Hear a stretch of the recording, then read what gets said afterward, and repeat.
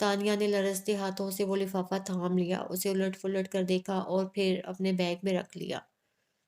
تانیہ، شاید تمہیں یہ بات معلوم نہ ہو کہ ابا خوابوں کی تعبیر کے ماہر تھے۔ لوگ دور دور سے اپنے خوابوں کی تعبیر معلوم کرنے آتے تھے۔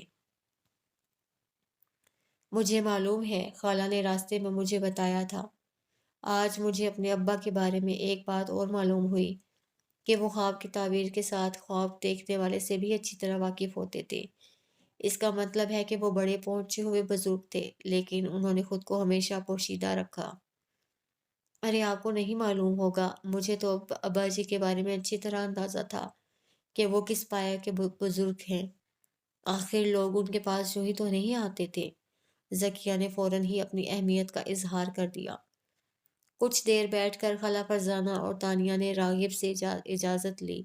راغب نے فوراً اپنے بیٹے کو حکم دیا کہ وہ دونوں کو اپنی گاڑی میں گھر تک چھوڑ کر آئے۔ تانیہ اور خالہ فرزانہ نے منع بھی کیا کہ اس تکلف کی ضرورت نہیں، وہ بآسانی رکشہ ٹیکسی کے ذریعے گھر پہنچ جائیں گی۔ لیکن راغب نے ایک نہ سنی۔ وہ گھر کے گیٹ تک انہیں رخصت کرنے آئے اور جب تک وہ گاڑی میں بیٹھ کر چلی نہ گئیں، وہ گھر کے گیٹ پر کھڑے رہے۔ واپسی کا سفر بڑی خاموشی سے کٹا۔ خالہ فرزانہ نے بات کرنا بھی چاہی، لیکن تانیہ نے جواب میں انہیں خالی خالی نظروں سے دیکھا، تو وہ سمجھ گئیں کہ تانیہ اندر سے پریشان ہے۔ وہ واقعی پریشان تھی۔ اس کی سمجھ میں نہیں آ رہا تھا کہ دادا اعظم کو اس کے خواب کے بارے میں کس طرح پتہ چل گیا تھا، اور اس لفافہ میں اس کے بھیانک خواب کی کیا تعبیر بند تھی۔ وہ جلد از جلد اس سے واقف ہو جانا چاہتی تھی۔ گھر پہنچ کر اسے فوراً ہی اپنے کمرے کا رخ کیا۔ سیڑھیاں چڑھ کر وہ اپنے بیڈ روم میں داخل ہوئی، اندر سے دروازہ بند کیا، بیگ بیڈ پر اچھال دیا اور واش روم میں گھس گئی۔ اچھی طرح منہ ہاتھ دھو کر باہر نکلی۔ ابھی اس نے بیگ سے لفافہ نکالا ہی تھا اور کھولنا چاہتی ہی تھی کہ ایک دم دروازے پر دستک ہوئی۔ دروازہ بڑے زور سے دھڑدھڑایا جا رہا تھا، ساتھ ہی دردانہ چیخ رہی تھی، جلدی دروازہ کھولیں بی بی۔ تانیہ نے وہ لفافہ فوراً بیگ میں ڈالا اور بیگ بیڈ پر پھینک کر دروازے کی طرف بڑھی۔ اس کا دل بڑے زور زور سے دھڑکنے لگا تھا۔ الہی خیر! تانیہ نے جیسے ہی دروازہ کھولا تو اسے دیکھ کر وہ بے اختیار چیخ مار کر پیچھے ہٹ گئی۔ دردانہ کے ہاتھ میں ایک پنجرا تھا اور اس پنجرے میں ایک الو بند تھا۔ تانیہ نے پنجرے میں بند الو کو دیکھ کر چیخ ماری۔ دردانہ نے وہ پنجرا فوراً دہلیز پر رکھ دیا اور تسلی دیتے ہوئے بولی، ڈرے نہیں بی بی، یہ پنجرے میں بند ہے۔ یہ پنجرا کہاں سے آیا؟ کون لایا ہے اس الو کو؟ تانیہ نے دور سے ہی پنجرے میں بند اس الو کو وحشت سے دیکھتے ہوئے کہا، بی بی، ابھی ایک آدمی آیا تھا، وہ دے گیا ہے۔ دردانہ نے پنجرے کا کنڈا چھوتے ہوئے کہا، بی بی اسے اندر لے آؤں؟ نہیں نہیں دردانہ، تم پاگل ہو گئی ہو کیا؟ تانیہ نے اسے ڈانٹتے ہوئے کہا، تم اندر آ جاؤ، اسے وہیں رہنے دو۔ دردانہ اس پنجرے کو دروازے پر چھوڑ کر اندر آ گئی۔ تانیہ لرزتی ٹانگوں سے اپنے بیڈ پر بیٹھ گئی۔ بیڈ پر اس کا بیگ اور وہ بند لفافہ پڑا تھا جسے دادا اعظم نے دیا تھا اور ہدایت کی تھی کہ اسے سب کے سامنے نہ کھولا جائے۔ تانیہ نے فوراً وہ لفافہ اٹھا کر بیگ میں ڈال لیا اور اس کی زپ بند کرتے ہوئے دروازے پر رکھے اس پنجرے کو دیکھنے لگی۔ وہ الو اپنی بڑی بڑی زرد آنکھوں سے اسے گھور رہا تھا۔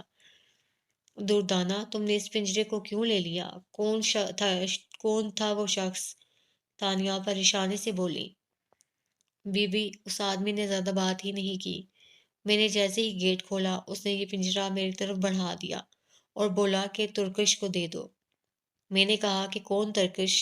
یہاں کوئی ترکش نہیں رہتی ہے۔ تو وہ بولا اپنی بیوی تانیہ کو جا کر دے دو۔ اچھا میں چلتا ہوں، یہ کہہ کر اس نے پنجرا میرے ہاتھ میں تھمایا اور میرے کچھ کہنے سے پہلے ہی وہ شخص چلا گیا۔ دردانہ نے بتایا۔ کیسا شخص تھا وہ؟ تم نے بڑی غلطی کی دردانہ، مجھے فوراً بلا لینا تھا۔ تانیہ پریشان ہو کر بولی۔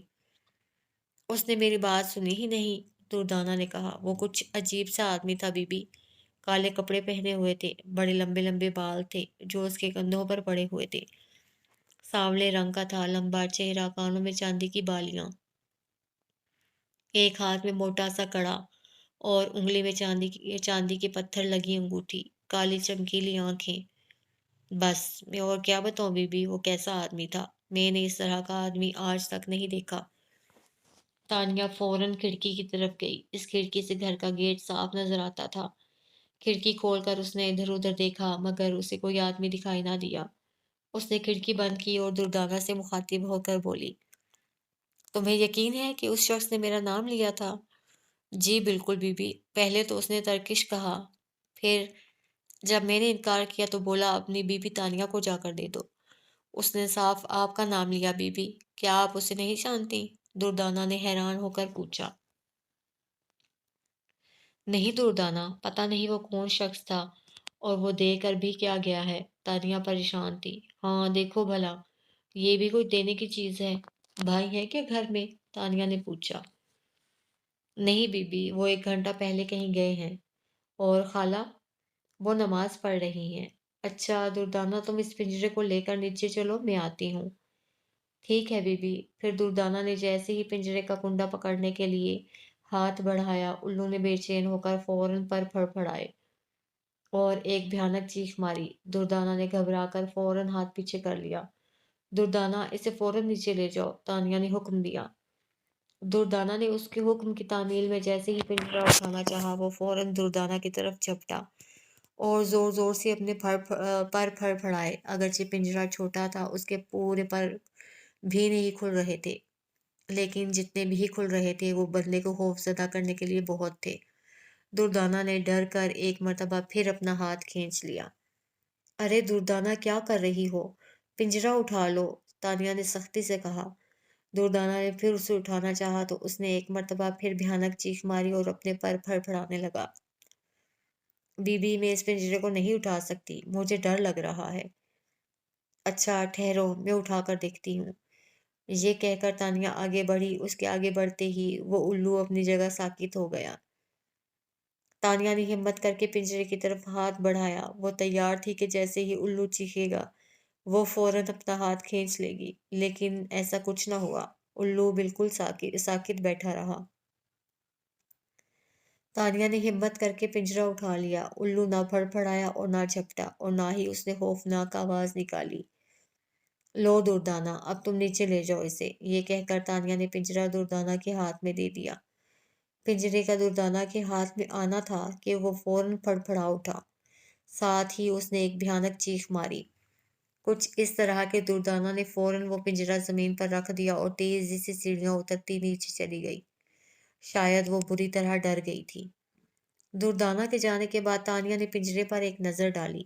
وہ بڑی خاموشی سے بت بنا تانیہ کو اپنی بڑی زرد آنکھوں سے دیکھ رہا تھا۔ اس کی آنکھوں میں جانے کیا بات تھی کہ ایک خوف کی لہر اس کے بدن میں اترتی چلی گئی۔ تانیہ نے پنجرے کو وہیں چھوڑا، اپنے کمرے میں داخل ہو کر اسے دروازہ اندر سے بند کر لیا۔ بیڈ پر بیٹھ کر اس نے اپنا بیگ اٹھا لیا، لفافہ نکالا۔ لفافہ ہاتھ میں آتے ہی اس کے دل کی دھڑکن تیز ہو گئی، ہاتھ میں لرزش آ گئی۔ وہ سوچنے لگی اس لفافے میں جانے کیا بند ہے۔ وہ 9 انچ لمبا اور 4 انچ چوڑا ایک سفید رنگ کا لفافہ تھا۔ روشنی کی طرف کر کے تانیہ نے دیکھا تو اس میں کوئی خط رکھا دکھائی دیا۔ تانیہ نے ہمت کر کے لفافہ چاک کیا اور اس میں رکھا خط باہر نکال لیا۔ وہ خط ہرگز نہ تھا، کاغذ پر کوئی تحریر نہیں تھی، اس پر پینسل سے ایک اسکیچ بنا ہوا تھا، اور یہ وہ اسکیچ تھا جسے وہ مسلسل 5 راتوں سے دیکھ رہی تھی۔ ایک گول جھونپڑی، جھونپڑی کی چھت پر بیٹھا ہوا الو، دروازے پر کنڈلی مارے بیٹھا سانپ، جھونپڑی کے اندر اندھیرا۔ یہی تو وہ منظر تھا جو اسے خواب میں نظر آتا تھا۔ بس ایک آواز کی کثر تھی، پھر اچانک ہی اس کے دماغ میں وہ آواز بھی گونجنے لگی۔ ڈرو مت، آؤ، اندر آ جاؤ۔ وہ کاغذ بھی سفید تھا۔ اس خواب والے منظر کے علاوہ اس پر کچھ نہیں لکھا تھا۔ تانیہ نے کاغذ الٹ پلٹ کر دیکھا تو اس پر ایک اور اسکیچ دکھائی دیا۔ وہ ایک دروازہ تھا، بند دروازہ۔ اس دروازے کے ہینڈل پر ایک تعویذ لٹکا ہوا تھا۔ تانیہ نے اس کاغذ کو کئی بار الٹ پلٹ کر دیکھا، اس پر بس یہی 2 تصویریں بنی تھیں۔ ایک طرف اس کے خواب کی تصویر تھی تو کیا دوسری طرف اس کے خواب کی تعبیر تھی؟ یہ کیسی تعبیر تھی؟ بند دروازہ جس کے ہینڈل پر ایک تعویذ لٹکا ہوا تھا۔ تبھی اس کے دماغ میں ایک چھناکا سا ہوا اور اس کے منہ سے بے اختیار نکلا، ارے یہ تو نیچے والے کمرے کا دروازہ ہے۔ اس نے جلدی سے اس کاغذ کو لفافے میں ڈالا اور دروازہ کھول کر باہر نکلی۔ دروازے پر وہ پنجرا جوں کا توں رکھا تھا۔ وہ الو بڑے سکون سے بیٹھا تھا۔ تانیہ کو دیکھ کر اس الو نے اپنی گردن ذرا سی ٹیڑھی کی اور پھر ایک عجیب سی آواز نکالی۔ تانیہ کو یوں محسوس ہوا جیسے اس الو نے اسے دیکھ کر خوشی کا اظہار کیا ہو۔ تانیہ نے کنڈا پکڑ کر پنجرے کو اٹھا لیا۔ الو نے کوئی اچھل کود نہ مچائی۔ تانیہ پنجرے کا کنڈا پکڑے نیچے اتر آئی۔ اس نے ادھر ادھر دیکھا۔ اسے خالہ فرزانہ کی تلاش تھی۔ اس زینے کا ایک راستہ گھر کے اندر جاتا تھا اور دوسرا راستہ ذرا سا گھوم کر باہر لان کی طرف جاتا تھا۔ اس نے پنجرے کو باہر والے دروازے کی طرف چھوڑا اور خود خالہ فرزانہ کے کمرے کی طرف بھاگی۔ اسے معلوم تھا کہ اس وقت خالہ اپنے کمرے میں ہوں گی۔ خالہ ابھی نماز سے فارغ ہی ہوئی تھی۔ تانیہ کو جو اس طرح کمرے میں گھستے ہوئے دیکھا تو ایک لمحے کو وہ گھبرا گئی۔ کیا ہوا تانیہ؟ خیر تو ہے؟ خیر کہاں ہے خالہ؟ وہ نیچے ہی قالین پر ان کے نزدیک بیٹھ گئی۔ بی بی آپ کی چائے یہیں لے آؤں یا باہر پئیں گی؟ دردانہ نے کمرے میں داخل ہو کر پوچھا۔ دردانہ دیکھو وہ پنجرا سیڑھیوں کے نزدیک رکھا ہے، تم ذرا اسے اٹھا کر باہر دیوار کے ساتھ رکھاؤ۔ کہتے ہیں کہ الو بڑا منحوس ہوتا ہے، جہاں بیٹھتا ہے ویرانی پھیل جاتی ہے۔ الو؟ خالہ فرزانہ ایک دم چونکی۔ کہاں ہے الو؟ ہائے بی بی مجھے ڈر لگتا ہے، وہ میرے پنجرا اٹھاتے ہی مجھ پر جھپٹتا ہے۔ دردانہ سہم سی گئی۔ اچھا تم اسے رہنے دو اور میری چائے ادھر ہی لے آؤ۔ جی ٹھیک ہے بی بی، دردانہ نے بڑے مؤدب انداز میں کہا اور تیزی سے کمرے سے باہر نکل گئی۔ اسے ڈر تھا کہ تانیہ کہیں اسے پنجرا اٹھانے کو نہ کہہ دے۔ خالہ فرزانہ کا منہ ابھی تک حیرت سے کھلا تھا۔ ان کی سمجھ میں نہیں آ رہا تھا کہ اچانک یہ الو کہاں سے آ گیا، وہ بھی پنجرے میں۔ خالہ نے پھر سوال کرنا چاہا تو تانیہ نے ہاتھ کے اشارے سے انہیں صبر کرنے کو کہا اور بولی، میں بتاتی ہوں خالہ، آپ پریشان نہ ہوں۔ اور پھر تانیہ نے اس الو کی داستان سنا دی کہ وہ کہاں سے آیا اور کیسے آیا۔ اس اثنا میں دردانہ چائے دے گئی۔ ارے وہ کون منحوس شخص تھا جو ہمارے لگے سگے کو ہمارے حوالے کر کے چلا گیا؟ خالہ نے پریشان ہو کر کہا۔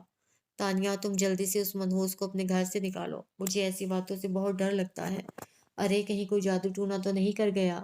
خالہ پریشان ہونے کی ضرورت نہیں ہے، میں ابھی اس کا کچھ بندوبست کرتی ہوں، تانیہ انہیں تسلی دیتے ہوئے کہا، حالانکہ خود اس کی اپنی جان نکلی جا رہی تھی۔ خالہ سنیے، یہ لفافہ میں نے کھول لیا ہے۔ تانیہ نے ان کے سامنے لفافہ لہرایا۔ ہاں کیا نکلا اس میں؟ خالہ اس الو کو ایک لمحے کے لیے بھول گئی۔ خالہ اس میں ایک کاغذ ہے، اس پر ہاتھ سے دو تصویریں بنی ہوئی ہیں، تانیہ نے بتایا۔ لیکن وہ تو تمہارے کسی خواب اور اس کی تعبیر کا ذکر کر رہے تھے۔ اے تانیہ تم نے مجھے بتایا نہیں، تم نے کیسا خواب دیکھا تھا؟ بس خالہ آج میں آپ کو بتاتی، میں 5 دن سے مسلسل وہ خواب دیکھ رہی تھی۔ ارے تانیہ کوئی ڈراؤنا خواب تھا وہ؟ ایسا ویسا خواب دیکھنے کے بعد جب میری نیند ٹوٹتی تو میری جان نکلی ہوئی ہوتی۔ تو پگلی مجھے بتایا کیوں نہیں؟ اکیلی اوپر سوتی ہو، اب مت سونا اوپر۔ ارے نہیں خالہ، ایسا بھی کیا ڈرنا، مجھے بس تھوڑی ہی دیر ڈر لگتا ہے پھر میں سو جاتی۔ میں آپ کو خواب بتاتی ہوں، پھر آپ کو یہ تصویر دکھاؤں گی۔ دادا اعظم کی ہدایت کے مطابق میں نے اس لفافے کو اکیلے میں کھولا ہے۔ خواب بتانے یا اس تصویر کو نہ دکھانے کی تو انہوں نے کوئی ہدایت نہیں کی، تانیہ نے کہا۔ پھر تانیہ نے بڑی تفصیل سے اپنا وہ خواب خالہ کے سامنے دہرایا۔ ارے یہ وہی منحوس الو تو نہیں جو تمہیں جھونپڑی کی چھت پر بیٹھا دکھائی دیا تھا؟ خالہ فرزانہ کو خواب سن کر الو پھر یاد آ گیا۔ تانیہ تم بھی عجیب لڑکی ہو، تم خواب میں کوئی ڈھنگ کی چیز نہیں دیکھ سکتی تھی؟ خالہ خواب اپنی مرضی سے کہاں دکھائی دیتے ہیں؟ اچھا لفافے میں کیا ہے؟ یہ دیکھیے میرے خواب کی تصویر۔ تانیہ نے کاغذ نکال کر ان کے سامنے کیا۔ پہلے اس نے وہ تصویر دکھائی جس میں جھونپڑی، الو اور سانپ بیٹھا تھا۔ ارے یہ تو ہو بہو تمہارا خواب ہے، اب ذرا پلٹ کر دیکھیں، تب آپ کو اس خواب کی تعبیر نظر آئے گی۔ خالہ فرزانہ نے فوراً کاغذ پلٹا۔ پچھلی طرف بنی ہوئی تصویر دیکھتے ہی خالہ فرزانہ کپ کپا اٹھی۔ ان کی زبان سے بے اختیار نکلا، نہیں، اور چہرہ زرد ہوتا چلا گیا۔ خالہ کیا ہوا؟ تانیہ نے فکر مندی سے پوچھا۔ آپ نے اس دروازے کو پہچانا؟ پہچان ہی تو لیا ہے، اسی لیے اس قدر خوفزدہ ہو رہی ہوں۔ خالہ فرزانہ فکر مند ہو کر بولی۔ یہ اسی کمرے کا دروازہ نہیں جسے آپ ہمیشہ لاک رکھتی ہیں؟ تانیہ نے تصدیق چاہی۔ ہاں وہی ہے، خالہ کی زبان میں لرزش تھی۔ خالہ ایک بات بتائیں، کیا دادا کبھی اس گھر میں آئے ہیں؟ تانیہ نے سوال کیا۔ آج تک نہیں، خالہ فرزانہ نے ٹھنڈی سانس بھر کر کہا۔ پھر یہ کس قدر حیران کن بات ہے کہ انہوں نے نہ صرف میرے خواب کو جان لیا بلکہ اس کمرے کی ٹھیک ٹھیک نشاندہی کر دی۔ اگر دروازے کی ہینڈل پر تعویذ لٹکا ہوا نہ دکھاتے تو شاید اس دروازے کو پہچاننا مشکل ہوتا۔ سوال یہ ہے تانیہ کہ تمہارے خواب سے اس دروازے کا کیا تعلق ہے؟ خالہ نے سوال کیا۔ خالہ ضرور کوئی تعلق ہے، ورنہ دادا اعظم کو اس کی تصویر بنانے کی کیا ضرورت تھی؟ تم اس کمرے کے بارے میں کچھ جانتی ہو؟ خالہ فرزانہ نے سوال کیا۔ میں جب سے اس گھر میں آئی ہوں ہمیشہ اسے بند ہی دیکھا ہے، اور دروازے پر کالے کپڑے میں لپٹا تعویذ جو ہینڈل میں لٹکا ہوا ہے۔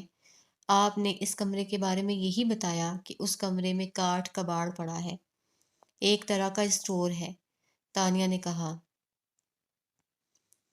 نہیں تانیہ، میں نے غلط کہا تھا۔ دراصل میں نہیں چاہتی تھی کہ تم اس کی حقیقت جان کر ڈر جاؤ، لیکن اب تم سے کچھ چھپانا بیکار ہے۔ اب یہ معاملہ خطرناک صورت اختیار کر گیا ہے۔ اگر یہ اسٹور نہیں ہے، اس میں کسی قسم کا سامان نہیں ہے، تو پھر اس میں کیا ہے؟ سوال کیا گیا۔ کچھ نہیں، بالکل خالی ہے، جواب ملا، مگر کتنا سادہ۔ آئیں خالہ، ذرا اس کا تالا کھولیں، میں اسے اندر سے دیکھنا چاہتی ہوں، خواہش کا اظہار ہوا۔ ہائے نہیں تانیہ، ایسی بات سوچنا بھی نہیں۔ کیا مطلب خالہ، کیا ہو جائے گا؟ یہ تو مجھے نہیں معلوم کہ کیا ہو جائے گا، لیکن اتنا ضرور یقین ہے کہ کچھ نہ کچھ ضرور ہو جائے گا۔ ہمیں اس کمرے کو کھولنے سے منع کیا گیا ہے۔ خالہ فرزانہ کی آواز میں لرزش پیدا ہو گئی تھی۔ کس نے منع کیا ہے خالہ؟ تانیہ نے پوچھا۔ اس شخص نے جس سے ہم نے یہ مکان خریدا، خالہ فرزانہ نے بتایا۔ وسیم نامی اس شخص نے اس مکان کو بڑے شوق سے بنوایا تھا، لیکن اسے رہنا نصیب نہ ہوا۔ اس مکان کی کہانی بڑی عجیب تھی۔ 1000 گز پر بنا ہوا یہ 2 منزلہ مکان گلشن اقبال میں تھا۔ اس مکان کے دائیں بائیں کوئی مکان نہیں تھا۔ دائیں طرف محض 4 دیواری کھچی ہوئی تھی اور بائیں طرف والے پلاٹ کی صرف بنیادیں بھر کر چھوڑ دی گئی تھیں۔ البتہ پچھلے والے پلاٹ پر مکان بنا ہوا تھا اور وہ آباد بھی تھا۔ اس مکان کے سامنے 60 فٹ چوڑی سڑک تھی۔ سڑک کی اس طرف تمام مکان بنے ہوئے تھے۔ مکانوں کی تعمیر سے پہلے یہاں جھونپڑیاں پڑی ہوئی تھیں۔ یہاں اور لوگ آباد تھے، جن کی عورتیں اور مرد دونوں مل کر روزی کماتے تھے۔ تب کہیں جا کر شام کو ان کے گھروں کے چولہے روشن ہوتے تھے۔ یہ برابر کے تینوں پلاٹ 3 بھائیوں نے خریدے تھے۔ 2 بھائی باہر تھے، تیسرا جو کہ کراچی میں رہائش پذیر تھا، وہ ایک فرنیچر کی بڑی دکان کا مالک تھا۔ سب سے پہلے اس نے اپنے مکان کی تعمیر شروع کی۔ اس نے تینوں پلاٹوں کی باؤنڈری بنوا دی اور چوکیدار ملازم رکھ دیا، جو 24 گھنٹے ان خالی پلاٹوں پر رہتا تھا۔ ایک رات جب عامر خان کی اچانک آنکھ کھلی تو اس نے گھنگروں کی آواز سنی۔ کوئی 1 بجے کا عمل ہوگا۔ چاند کی 13 تاریخ تھی، ہر طرف چاندنی چٹکی ہوئی تھی۔ وہ اپنی چارپائی سے اٹھ کر اپنی جھونپڑی کے دروازے پر آیا تو اس نے سامنے ایک عجیب و غریب منظر دیکھا۔ وہ کوئی ملنگ قسم کا بندہ تھا، دونوں ہاتھ اوپر اٹھائے ایک ٹانگ سے 6 فٹ اونچی دیوار پر رقص کر رہا تھا۔ گھنگروں کی چھلک سے پوری فضا میں ارتعاش سا تھا۔ وہ ملنگ قسم کا شخص دیوار پر اس مہارت اور خوبصورتی سے رقص کر رہا تھا جیسے وہ دیوار پر نہ ہو، زمین پر ہو۔ اگرچہ یہ منظر ایک اچھے بھلے آدمی کے ہوش اڑا دینے کے لیے کافی تھا، لیکن عامر خان پر اس کا کوئی اثر نہ ہوا۔ وہ فوراً پلٹ کر اپنی جھونپڑی میں آیا، لالٹین کی لو کو ذرا تیز کیا، چارپائی کے سرہانے رکھی موٹی سی لاٹھی اٹھائی اور آیت الکرسی پڑھتا ہوا باہر آ گیا۔ باہر آ کر اس نے پانی کے کنستر میں زور زور سے لاٹھی ماری۔ کنستر کی آواز سے پورا علاقہ گونج اٹھا۔ رقص کرتا وہ ملنگ دیکھتے ہی دیکھتے دیوار پر غائب ہو گیا۔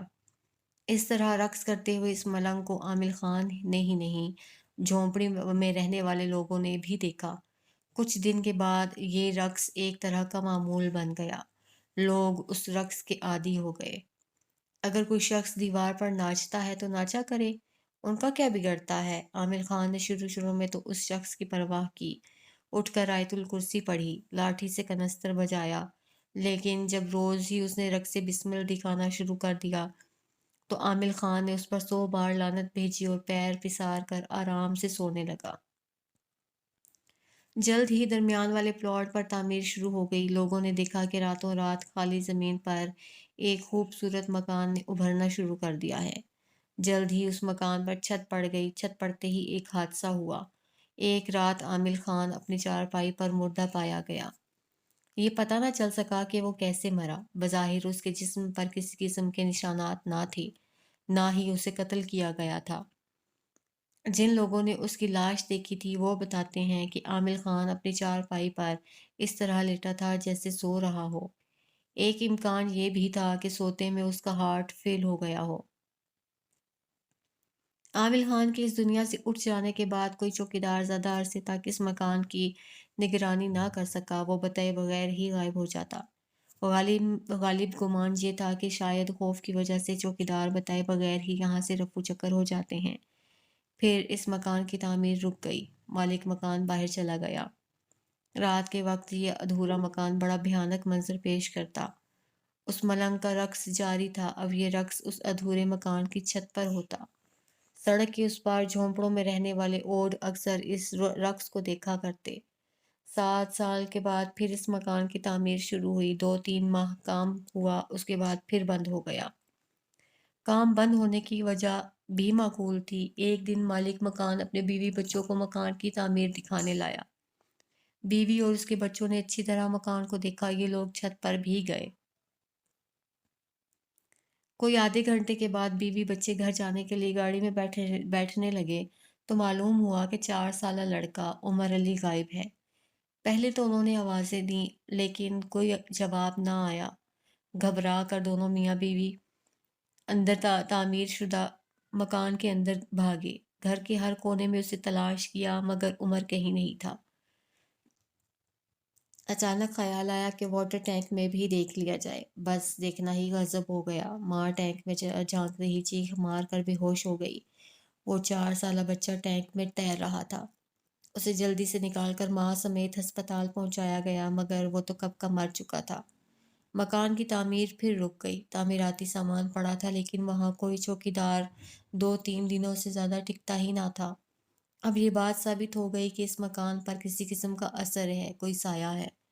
عاملوں کی تلاش شروع ہو گئی۔ کئی لوگوں کو جائے واردات پر لایا گیا لیکن کوئی ایسا پکا عمل نہ کر سکا جس سے مکان سے برے اثرات دور ہو جاتے۔ عامل کی تلاش جاری رہی۔ پھر کسی نے پاکستان کوارٹر کے ایک عامل کا بتایا لیکن وہ پیشہ ور عامل نہ تھا۔ سرکاری ملازم تھے، روحانی عملیات کے ماہر تھے، ضرورت مندوں کو تعویذ گنڈے دیتے تھے لیکن یہ سارے کام کار خیر کے طور پر کرتے تھے۔ بدلے میں دعاؤں کے طالب ہوتے تھے، پیسوں کے نہیں۔ مالک مکان کی پریشانی دیکھ کر انہوں نے اس مکان کا آسیب دور کرنے کی حامی بھر لی۔ دوپہر کو جب سخت تیز دھوپ تھی وہ عامل صاحب جن کا نام روشن علی تھا مالک مکان کے ساتھ اس زیر تعمیر مکان پر آئے۔ پورے گھر کا ایک چکر لگایا، اس کے بعد ایک کمرے میں آ کر کھڑے ہو گئے۔ مالک مکان کو اشارہ کیا کہ وہ باہر گاڑی میں جا کر بیٹھے۔ کوئی آدھے گھنٹے کے بعد روشن علی مکان سے باہر آئے، پسینے میں نہائے ہوئے۔ اشارے سے مالک مکان کو اپنے ساتھ آنے کو کہا۔ روشن علی پھر اس کمرے میں جا کھڑے ہوئے جہاں وہ پہلے کھڑے ہوئے تھے۔ اس کمرے میں ابھی چوکھٹ دروازے نہیں لگے تھے۔ اس کمرے کو غور سے دیکھ لیں، روشن علی نے بڑی سنجیدگی سے کہا۔ میں سمجھا نہیں، مالک مکان نے پریشان ہو کر پوچھا۔ آپ چاہتے ہیں کہ اس مکان کی تعمیر مکمل ہو جائے؟ روشن علی نے پوچھا۔ صاف ظاہر ہے، آپ کو میں اسی لیے یہاں لایا ہوں۔ پھر ایک کام کرنا ہوگا، روشن علی نے کہا۔ جی فرمائیے، میں ہر کام کرنے کو تیار ہوں۔ اس کمرے میں کوئی کھڑکی نہیں ہوگی، پہلی ہدایت ملی۔ ٹھیک، میں یہ کھڑکیاں بند کروا دوں گا۔ ہدایت پر عمل کرنے کی حامی بھر لی گئی۔ اس کمرے میں جو رنگ بتاؤں گا وہ ہوگا، دوسری ہدایت ہوئی۔ یہ بھی منظور، دوسری ہدایت بھی مان لی گئی۔ جب یہ کمرہ اور پورا مکان تعمیر ہو جائے گا تو ایک رات میں اس کمرے میں گزاروں گا۔ صبح فجر کے وقت میں باہر آؤں گا، اس کمرے کو لاک کروں گا، اس کے ہینڈل میں ایک تعویذ لٹکاؤں گا اور یوں یہ کمرہ ہمیشہ کے لیے بند ہو جائے گا، روشن علی نے بتایا۔ ہمیشہ کے لیے بند ہو جائے گا؟ مالک مکان پریشان ہو گیا۔ جی، ہمیشہ کے لیے بند ہو جائے گا، یقین سے کہا گیا۔ ارے یہ کتنی عجیب بات ہوگی، پھر اس کے بعد تو یہاں کچھ نہیں ہوگا۔ کچھ نہیں ہوگا، ہمیشہ کے لیے سکون ہو جائے گا، یقین دلایا گیا۔ روشن صاحب، یہ سب کیا ہے؟ مالک مکان بے یقینی کی کیفیت میں مبتلا تھے۔ جو کچھ بھی ہے آپ کے سامنے ہے، اتنے عرصے سے بھگت رہے ہیں، پھر بھی پوچھ رہے ہیں۔ میری تو عقل دنگ ہے، مالک مکان کی سمجھ میں واقعی کچھ نہیں آ رہا تھا۔ میاں صاحب زادے، یہ دنیا ایک عجائب خانہ ہے۔ جو میں دیکھتا ہوں، اگر وہ تم دیکھ لو تو بولائے بولائے پھرو۔ آؤ، اب یہاں سے چلیں۔ روشن علی نے کچھ نہ کہا اور کہہ بھی گئے، کچھ کہتے کہتے رہ بھی گئے۔ مرض کی تشخیص کے بعد مالک مکان وسیم نے زیادہ دیر نہ لگائی، فوراً دوا دارو شروع کر دی۔ اس نے دگنی لیبر لگا کر تیزی سے مکان کی تعمیر مکمل کر لی۔ پھر رنگ و روغن شروع ہوا۔ وسیم نے اب آصف زدہ کمرے میں کوئی کھڑکی نہیں رکھی تھی۔ دوسری ہدایت کے مطابق روشن علی سے پوچھ کر اس کمرے میں مطلوبہ رنگ کرانا تھا۔ وسیم نے فون پر روشن علی سے بات کی۔ انہوں نے ساری بات سن کر شام کو اپنے گھر پر بلایا۔ وہ گھر پہنچا تو انہوں نے ایک چھوٹی سی شیشی میں کالے رنگ کا سیال دیا اور ہدایت کی۔ اس پورے کمرے میں کالا رنگ کروانا ہے، حتیٰ کہ چھت پر بھی کالا رنگ ہوگا۔ اس شیشی کا پانی رنگ میں ملوا دینا، یہ عمل کیا ہوا پانی ہے۔ ایک بات کا اور خیال رکھنا، رنگ کا کام ایک دن میں اور مغرب سے پہلے ہر صورت میں ختم ہو جانا چاہیے۔ رنگ ہونے کے بعد دروازہ بند کر کے لاک کر دینا۔ اس کے بعد کوئی بشر اندر نہ جائے، تم بھی اندر نہیں جاؤ گے۔ جب مکان ہر طرح سے مکمل ہو جائے تو مجھے مطلع کرنا، میں رات کو وہیں رہوں گا۔ سمجھ گئے میری بات؟ جی بالکل، وسیم نے شیشی کو بغور دیکھتے ہوئے کہا۔ اس میں کیا ہے؟ یہ الو کی کلیجی کا پانی ہے، اس کے علاوہ اس میں ایک چیز اور ملائی گئی ہے۔ وہ کیا؟ وسیم نے پوچھا۔ یہ نہیں بتاؤں گا، روشن علی نے کوڑا جواب دیا۔ ٹھیک ہے، کوئی حرج نہیں، وسیم نے کہا۔ وسیم نے روشن علی کی ہدایت کے مطابق اپنی نگرانی میں سارے کام کروا دیے۔ پھر وہ وقت بھی آیا جب مکان ہر طرح سے مکمل ہو گیا۔ وسیم نے روشن علی کو مکان کی تکمیل کی اطلاع دی۔ اتفاق کی بات دیکھیے کہ اگلے دن نوچندی جمعرات تھی۔ یہ جمعرات اس کام کے لیے نہایت موزوں تھی۔ وہ جمعرات کی رات کو ٹھیک 12 بجے کمرے میں داخل ہوئے اور صبح فجر کے وقت کمرے سے باہر آ گئے۔ اندر کمرے میں انہوں نے کیا کیا، وہ رات انہوں نے کس طرح گزاری، اس کے بارے میں انہوں نے کچھ نہیں بتایا۔ انہوں نے دروازہ بند کیا، پھر اسے لاک کیا اور جیب سے کالے رنگ کا تعویذ نکال کر دروازے کے ہینڈل پر لٹکا دیا اور وسیم کو اپنے ساتھ آنے کا اشارہ کیا۔ گاڑی میں بیٹھ کر دونوں نے قریبی مسجد میں فجر کی نماز پڑھی، پھر انہوں نے راستے میں بتایا، میاں صاحب زادے، ایک بات کہنا چاہتا ہوں مگر سمجھ میں نہیں آتا کس طرح کہوں۔ روشن علی خیر تو ہے؟ وسیم نے پوچھا۔ میاں، ہم نے تو بہت سمجھایا مگر وہ مان کر ہی نہیں دیا، روشن علی نے بتایا۔ کون روشن صاحب؟ وسیم سمجھ نہ سکا۔ وہی کالے کمرے والا، روشن علی نے گمبھیر لہجے میں کہا۔ آپ نے کیا کہا اور اس نے کیا نہیں مانا؟ وسیم نے وضاحت چاہی۔ میاں صاحب زادے، میں جانتا ہوں کہ تم نے یہ مکان بہت شوق سے بنوایا ہے مگر تمہیں اس مکان میں رہنا نصیب نہیں ہوگا۔ وہ کالے کمرے والا تمہیں حق قبول کرنے کو ہرگز تیار نہیں۔ تمہیں یہ مکان ہر قیمت پر فروخت کرنا ہوگا۔ اگر تم نے اس مکان میں رہنے کی ضد کی تو تباہی پھیلے گی، ہم اتنا ہی بتا سکتے ہیں۔ پھر اس کی ایک ہدایت اور بھی ہے کہ یہ مکان ایسے لوگوں کو فروخت کیا جائے جن کے افراد خانہ کم ہو، بچے بالکل نہ ہوں۔ عجیب شرط ہے، وسیم نے اپنا سر پکڑتے ہوئے کہا۔ پھر کیا فائدہ ہوا آپ کے وہاں جانے کا جب میں اس مکان میں رہ نہ سکوں؟ فائدہ یہ ہوا کہ تمہارا یہ مکان فروخت ہو جائے گا، دوسری صورت میں یہ مکان تعمیر ہو ہی نہیں سکتا تھا، زندگی بھر یوں ہی پڑا رہتا جیسے دائیں بائیں کے پلاٹ پڑے ہیں۔ उन प्लाटों पर कभी कोई मकान तामीर ना हो सकेगा। उन्होंने इंकशाफ किया। ये मेरे भाइयों के प्लॉट हैं, आप कुछ कीजिए ना। मैं जो कर सकता था वो कर दिया है, जो बता सकता था बता दिया है। मियाँ अब तुम जानो, तुम्हारा काम जाने, बस हमें हमारे घर तक छोड़ दो। इतना कहने के बाद वो बिल्कुल खामोश हो गए। जब घर आ गया तो गाड़ी से उतरकर अल्लाह हाफिज कहा और पीछे पलट कर भी ना देखा।